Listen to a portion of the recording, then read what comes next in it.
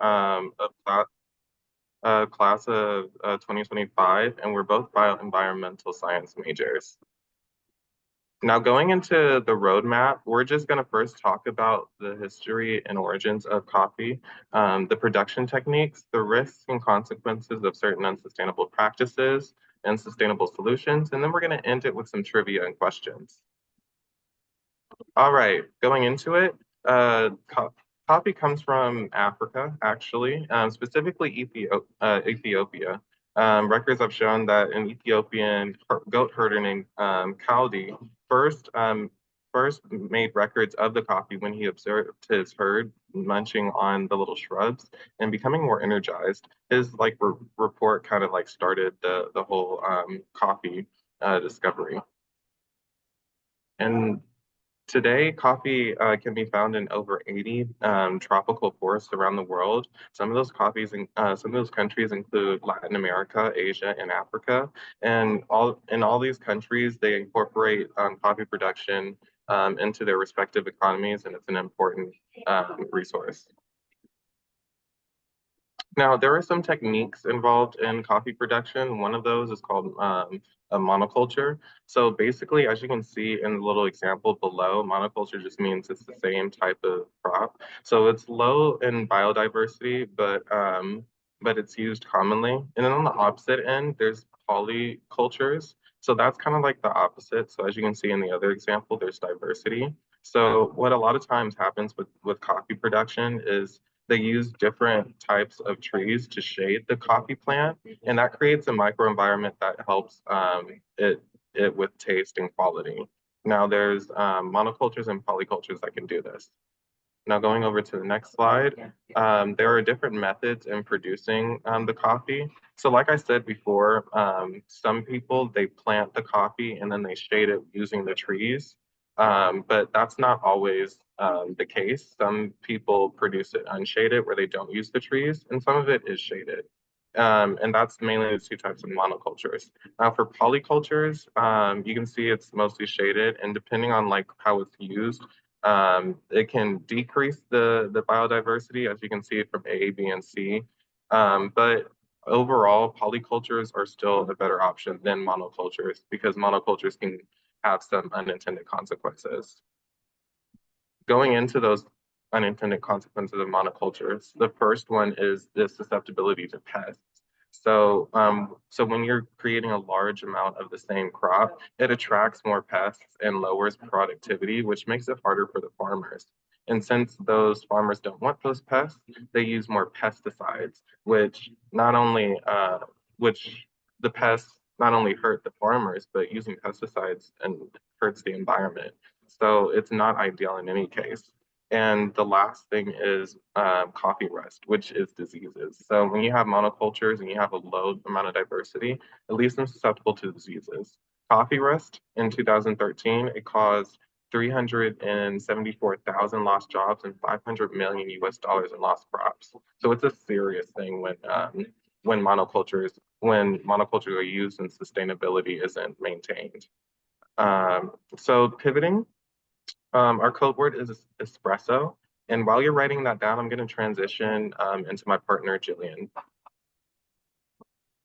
Okay, so now that we've talked a little bit about different approaches we can use in producing coffee, I'm going to switch over to the side of sustainability and what we mean when we're talking about sustainable production and consumption.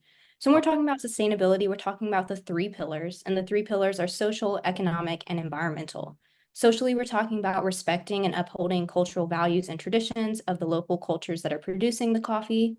Economically, we're talking about making sure fair wages are paid to everyone involved and that working conditions are safe. And then environmentally, the one that we're probably most familiar with, we're looking at protecting biodiversity and making sure that we're not degrading any of these native environments. And so I'm going to talk a little bit about some more sustainable methods of production. And the first one we Etienne already kind of talked about, and that's shade-grown coffee. And that goes along with the technique of agroforestry, which is where you're integrating a crop into a forest. And so it uses forestry and agriculture and integrates those. And this is going to help preserve that native forest, which we emphasized, and that's also going to be a polyculture. So you're going to be protecting a native environment, increasing biodiversity, And both of those are great things. And then we also have organic farming. This is probably also a similar concept because you'll see organic certifications in stores. This is going to be an approach that really protects the environment. So it's going to be no pesticides, no fertilizers, no chemicals, no GMOs. And so this is very focused on preserving that native ecosystem and not polluting it. And then the last two things are a little bit more general about water and soil resources, because these two resources are things that are very susceptible to pollution and overuse when you're producing something like coffee.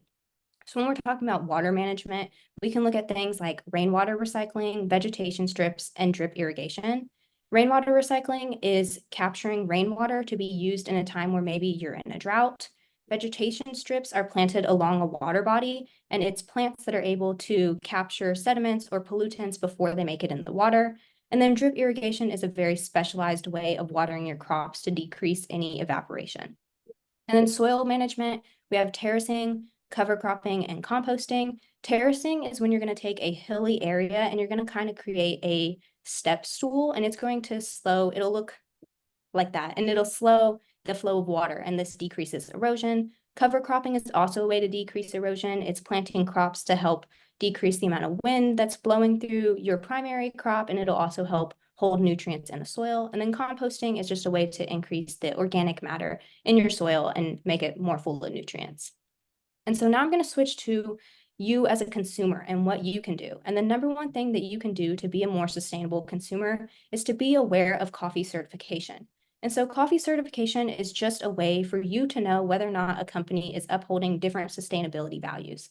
So there's various different certifications, and I'll get into those in just a moment, but they all have different criteria for whether or not a company is able to have that certification label on their product. And so they're important because it just allows you to know that a third party has gone in and guaranteed that the company that you're buying from is meeting these sustainability initiatives. And there's a lot of different certifications, and they vary based on location, and they also have different regulations and different requirements. And so I want to emphasize before getting into them that I'm not saying that there's any one certification that's better than another. They all are a little bit different, and you as a consumer get to decide maybe what certification aligns most with what sustainability calls you want to see. But yeah, there's no one that's better than another. They're all just a little bit different. And so the first one that I'm going to talk about is fair trade. And I've underlined on the screen some of the things that make this one different from other certifications. And so fair trade is very focused on economic sustainability.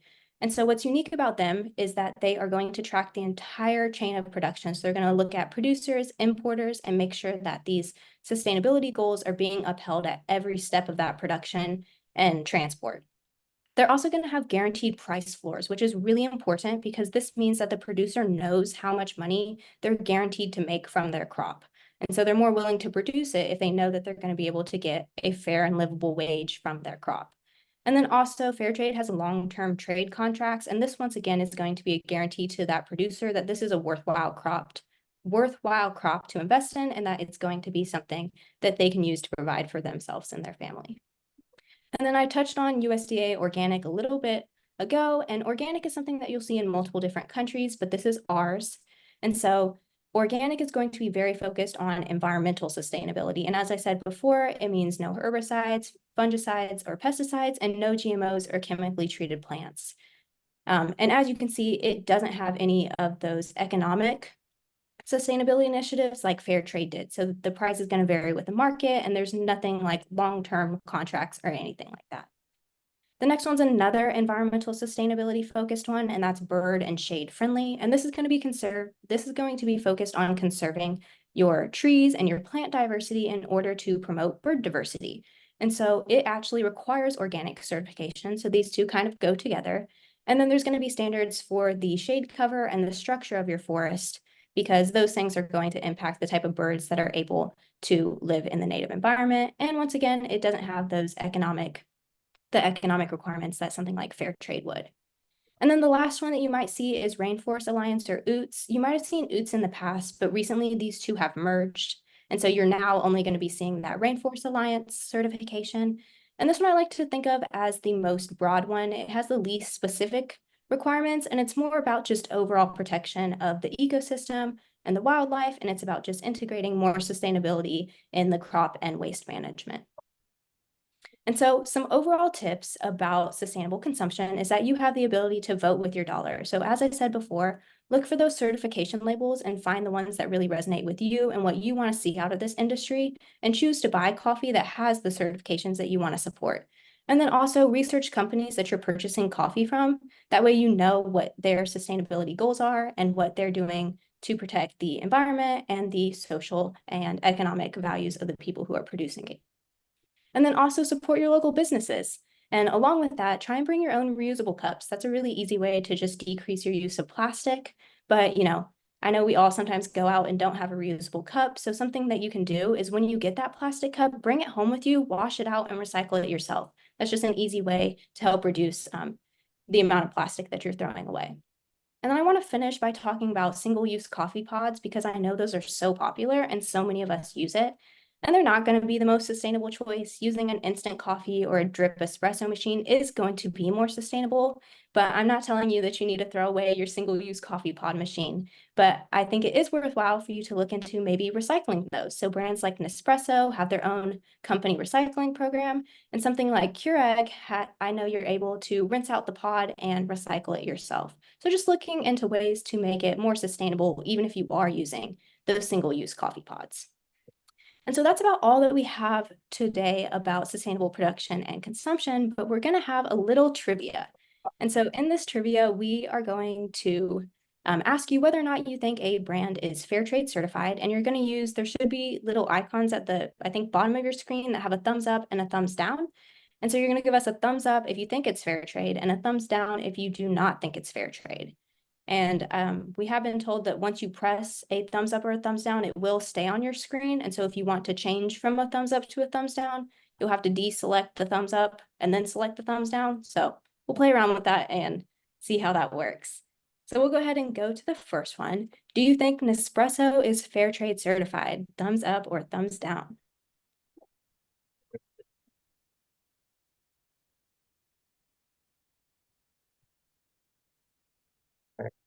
Okay, we got some You got split 2, results.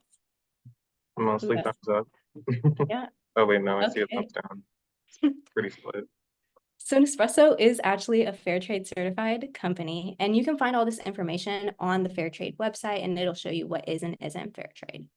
So our next one is going to be Starbucks. Do we think Starbucks is fair trade certified? Ooh.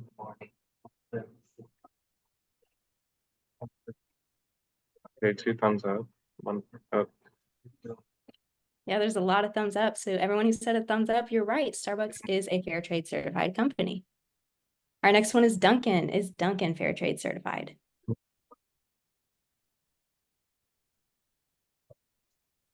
See a thumbs up. Thumbs down, down. A lot of thumbs mostly down. That is right. And they're right. Dunkin' is down. And then we have Trader Joe's.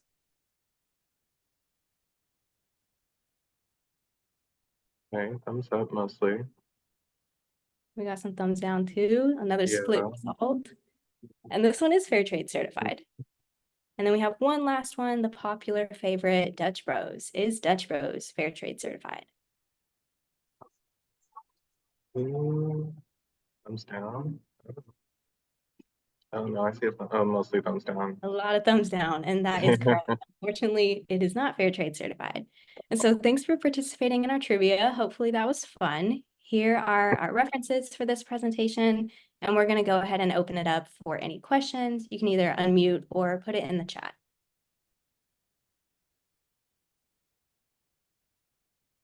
Thank you, Etienne and Jillian. That was very informative. I will, oh, yeah, that's my also cue. Your bonus code words are now also in the chat, so please be sure to record those. Wow. I think, coffee seems to be a pretty instrumental part of college life. So pretty interesting topic to think about, and probably not something that's at the first of people's mind when they're going for their cup of joe. So folks, I definitely encourage you to ask a question or put something in the chat, but I will get us started. I'm curious, why did y'all decide to pick coffee production as your talk for today? What led you to that? Yeah, I can go ahead and start off. I would say coffee is a huge passion for me. Anyone who knows me knows that I talk about coffee way too much. And it started off a few years ago. It was just consuming it. I loved the flavor of coffee. I loved visiting local coffee shops and just, seeing the location, seeing new places. And then I took a plant pathology class and learned about the coffee rust disease that Etienne was mentioning earlier. And in that class, we had to watch a video where a producer was talking about how devastating this disease was whenever it impacted his crops, and how many coffee producers were abandoning the industry because there were so many risks, and there was little guarantee of economic return on the crop. And that was the first time where I really paused and I realized that my consumption had a substantial impact on these people who are producing it. And it made me realize that if I want to see coffee be sustained in the long run, I want to continue to be able to consume it, then I have to think about how my consumption is impacting the people who are producing it. Yeah, that's pretty insightful. If you're a coffee lover, then there's a vested interest there. Thank you for that. Etienne. Yeah, so personally, I do not drink coffee or caffeine, but when Jillian brought this up, like when we were in the team, it just sparked my interest because I was just like, this is very relevant. Like I know tons of people who drink coffee, so it's just like it's something that will relate to people. And when we had like our in-person presentation, we even like had like our own like coffee brands to pass out to people to show that there are options available. So I felt like that was really applicable and could be like done like pretty feasibly as far as just like presentation and relatability goes. Well, and I think you both kind of hit on something, which is when you can see how this sustainability issue might impact you, whether you're a consumer of coffee or not. Most likely, I'm not a coffee consumer, but I have very strong coffee lovers that are very close to me. So I know that all of a sudden it becomes much more relevant, and it kind of opens your eyes to these things. So thanks. I do see a question in the chat. Do you have any tips or ideas about being more sustainable using creamers in coffee? Ooh. Mhm.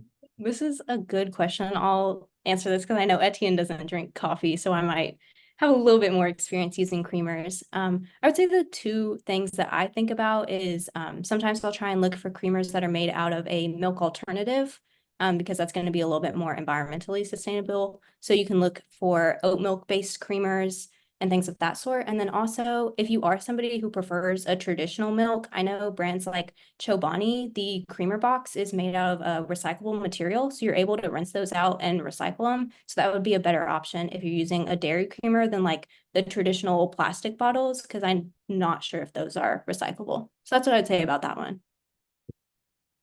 Yeah, and to go off what you're saying, I mean, just in our presentation, I can imagine that with like different companies, they would have like the certifications and stuff like that. So that's another thing like you can look for. So that applies to creamers as well, I would imagine. So yeah, you can look for those labels and then also do the additional tips that Jillian provided. Great, thanks. I'm seeing some follow-up questions. So our websites are something that lists all the coffees that have the different certifications that you talked about. Is there some place that you would direct us to, or obviously you provided us your resources, but is there kind of like a master location maybe? I'm not sure about a master location, but as I said, the Fair Trade website has a list of all of the companies and brands associated with that certification. So I would say just, find the certification that you're interested in finding a product for, and then go to that website and look at what brands the website associates itself with. Are coffee beans the actual crop, or are they a seed of another plant? So coffee beans are the seed of something called a coffee cherry. So the coffee cherry is the fruit, and then inside the fruit is the coffee bean, and they use the coffee bean to make the coffee that we drink. You can eat the coffee cherries, that's a thing, but when we're talking about the drink, we're talking about pretty much the seed. I see some comment. Thank you. Very eye-opening to see which ones are certified or not. I just recently discovered the Center for Coffee Research and Education. Yes, Get more I was educated. about to. Go ahead. Oh, yeah, yeah, I was about to talk about that. Yes. I just left last week a presentation from the center, and it's very interesting because I remember one of y'all said mentioned like creamers and stuff like that, how to be more sustainable with creamers.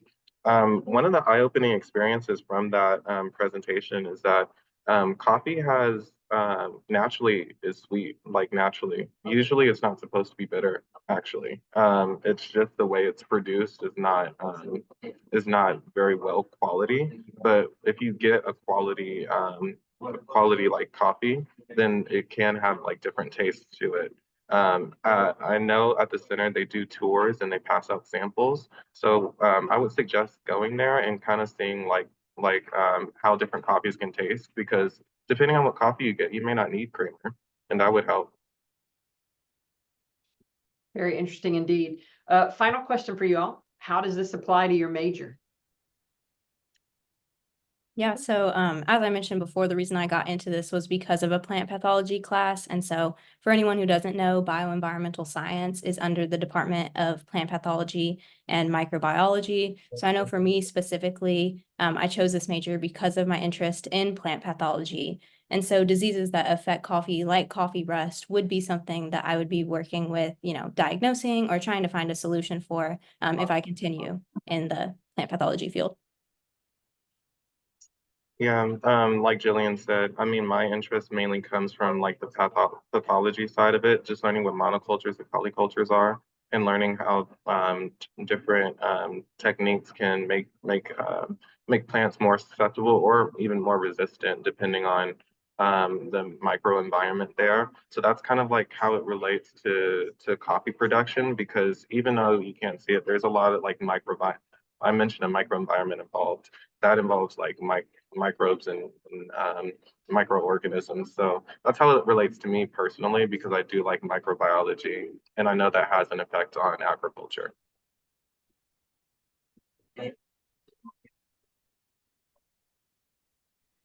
Thank you both for the great information, the informative talk. I've got a couple last things as we wrap up and close out our time together.